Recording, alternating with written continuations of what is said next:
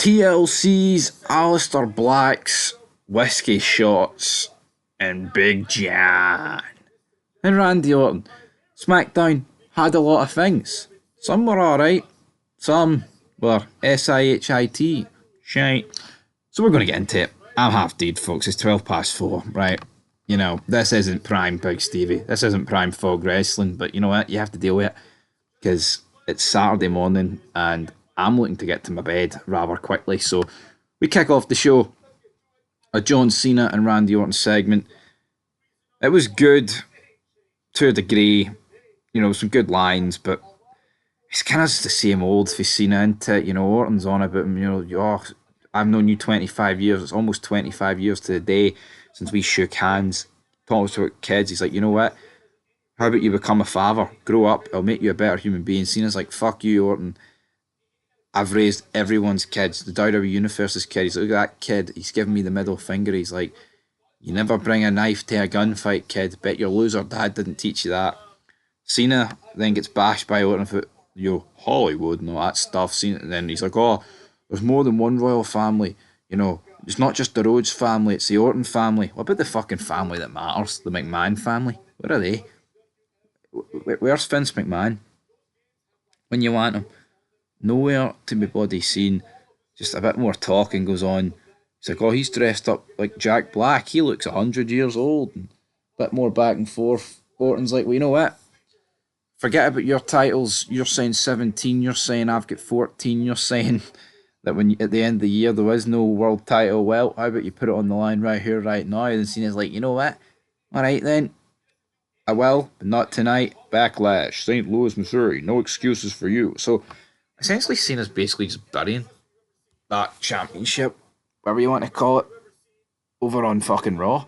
It's like he's not even acknowledging. They're actually just not even acknowledging that like Jey Uso's a world champion. It's kind of like, yeah, I'll retire this, and when they restart the belts, you'll have to start at one, Randy, kind of thing. Which I thought was, kind of funny. But Cena throws the title at Orton, haymaker, stomps on Orton. He then dodges the next running title shot, to which he hits Cena with the RKO, and Orton poses with the WWE title to close the segment. I mean, it lasted very long. It was about half an hour. I've got a feeling we're not going to see Cena until Backlash. But you know what? It was alright, but considering who's involved, you'd probably expect a wee bit better, but I think we've just been starved of good wrestling for so long. You know what I mean? Or anything half decent, you know what I mean, compared to like last year.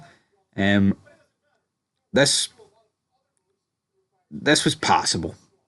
You know what I mean? It wasn't bad. It wasn't 100% awful, but who knows? Right, first match, Fraium against Los Garza. What is this doing kicking off SmackDown in terms of a match? Fucking shite. Fraium win, right? Honestly, Nathan Fraser and Garza look exactly the same. Angel Garza, I think that's his name. Exactly the same.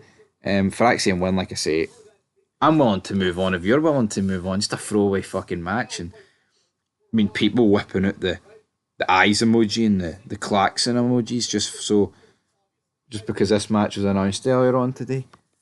Is that the point we've got to where, you know, fucking Fraium against Legado del Fantasma gets announced for SmackDown? People think, oh, we eating good tonight. Pathetic. Tiffany comes out. It's Tiffy time. Interrupted by Jade. Cargill. Not gargle. Cargill. Does sound similar though, doesn't it? Well, I know you beat Charlotte and I beat Naomi, but that doesn't make you the best when you haven't faced me. And Tiffany's like, well, alright then.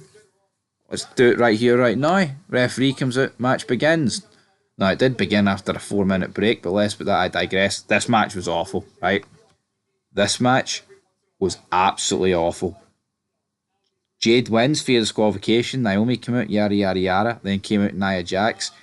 Could we get a tag team match here? I don't know. Are we going to get Nia Jax against Tiffany Stratton? I thought that ship had sailed. But this was one of the worst matches I've seen this year, man. Everything was off about it. The women's division on SmackDown, when it comes to wrestling, and it's not like the promos are good either, but when it comes to actually wrestling, It's so bad. It's fucking tragic. Honestly, it is. It's an absolute tragic state of affairs, especially when they're trying to pretend to you that they're as good as the men. And no, yeah, we've got four Chris Benoits and Kurt Angle's wrestling here. No. Up next, Jacob Fatu, Solo Sikoa, LA Knight, McIntyre promo. Solo and Fatu are out there. Solo's like, it was me that made him US champion. It's all me. Jacob Fatu's like, I'd have been champion regardless. LA Knight goes, yeah, let me talk to you. I told you you'd eat a BFT. Yeah, and my God, you had a BFT. But what fucking good's that, though? You know what I mean, for LA Knight? Oh, you told him you'd hit your move against him. Aren't you supposed to do that in a fucking match? You lost the match, so it's irrelevant. Look at all the matches in the past. Imagine the person coming and went, well, it doesn't matter if I lost because I hit the choke slam to you, I hit the pedigree to you, I hit the AA to you, I hit Sweet Chin Music to you, I hit the stunner, the rock bottom. That's plenty. You know what I mean, though? Out comes McIntyre. Now, this was entertaining because you LA Knight pretending to fall asleep in the top fucking rope, which was kind of funny. McIntyre is kind of boring, but I feel like him being this like whiny bitch character kind of works when he's against LA Knight here. Blah blah blah. Always with the jokes. He's like, how was your last US title run? LA Knight goes, I would say your last title run was a joke, but I can't remember it. Yeah. Which I thought was pretty funny. But McIntyre's like, I want to fight the biggest dog in the yard, the baddest dog in the yard. You know, it's like, wouldn't you just, well, where were you earlier, Drew? Why didn't you come out during the Cena Orton segment? You know what I mean? But no, we didn't get that. We did not do it. So yeah, Nick Aldis says, later on tonight, Drew versus LA Knight. Whoever wins can take on Jacob Fatu. Going to guess that'll be at Backlash. Backstage, Selena Vega cuts a promo. Says, you know what? I'm not going to talk too much tonight. I'm going to win. You either go big or you go home. We're in Texas, baby. Going to bring some of that Latino heat. Up next, Chelsea Green versus Selena Vega. Selena Vega wins after the Secret Harvest get ejected from the ringside area.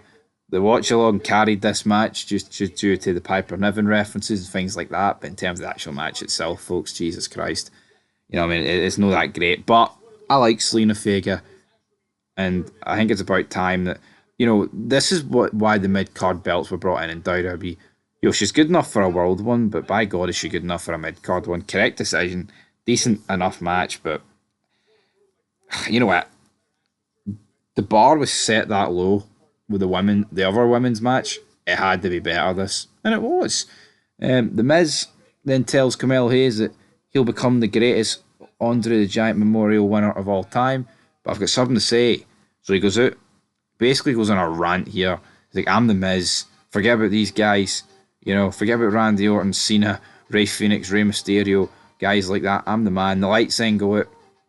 Aleister Black does his entrance and hits him with a black mass. This guy's shite. Who gives a fuck, man? Honestly, Bianca Belair cuts a promo, talks about how she's got a broken fingers, broken hand, whatever.